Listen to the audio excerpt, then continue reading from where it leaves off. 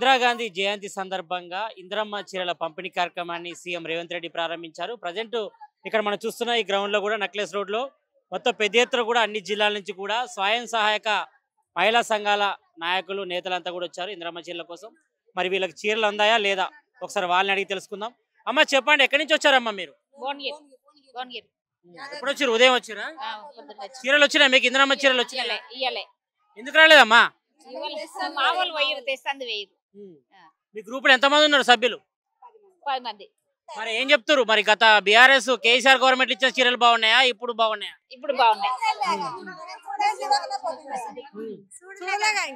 ఎందుకు వెళ్ళేదమ్మా మీకు చీరలు? ఎందుకు వెళ్ళే? ఏం చెప్తారు మీ గ్రూప్ లీడర్? ఏం చెప్తారు? మీరు ఎక్కడి నుంచి వచ్చారమ్మా? ఎంతమంది ఉన్నారు మీ గ్రూప్ లో? ఎంతమంది సభ్యులు ఉన్నారు? 10 మంది. ఎట్లా అనిపిస్తుంది రేవంత్ రెడ్డి సర్కార్? ఎట్లా అనిపిస్తుంది మీకు? ఫ్రీ బస్సు ఇవ్వబట్టే, ఇటు వడ్డీ లేని రుణాలు ఇవ్వబట్టే చెప్పండి. మంచిగా అనిపిస్తుంది. మేము ఎన్నడో ఒకనాడు పోతాం బస్సులలో, రోజు సిటీలలో తిరుగుతాం. మా పోం రోజు ఎప్పుడు పోం, డ్యూటీలకు పోయే వాళ్ళకు ఎప్పుడు. చెప్పండి, ఎట్లా అనిపిస్తుంది? ఫ్రీ మహిళలకు బస్సు ఫ్రీ ఇచ్చారు కదా, ఇప్పుడు ప్రభుత్వం 2 సంవత్సరాలలో మంచిగానే కార్యక్రమాలు చేశారు.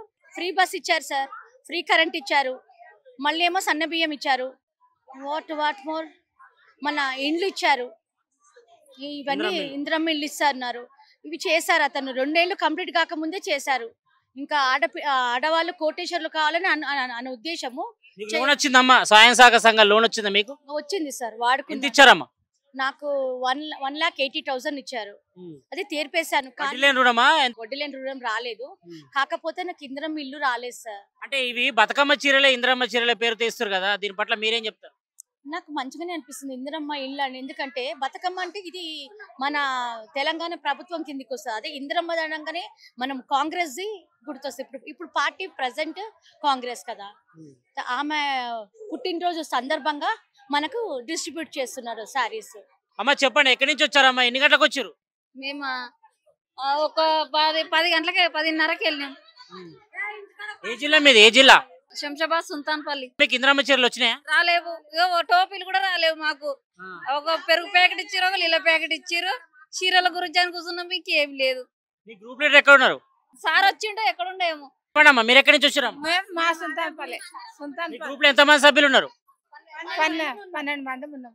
ఇంకా చీరలు రాలే మీకు? రాలే సార్. ఏం చెప్తారు మరి? పొద్దున తీసుకొచ్చి కూర్చోబెట్టారు కదా, ఏం చెప్తారు? ఇస్తామంటారా అంటే ఎక్కిరి దీన వైరు కాలర మీద. ఇక మమ్మల్ని ఏం చేస్తాము? 7 కుక్కలు ఉన్నట్టున్నాము. పోవాలి ఇక ఆకలి కొని తప్పకొని, అంతే కదా. మరి ఇంకా మొగళ్ళు చచ్చిపోయిన వాళ్ళకి జీవజీతం చాలా మంది.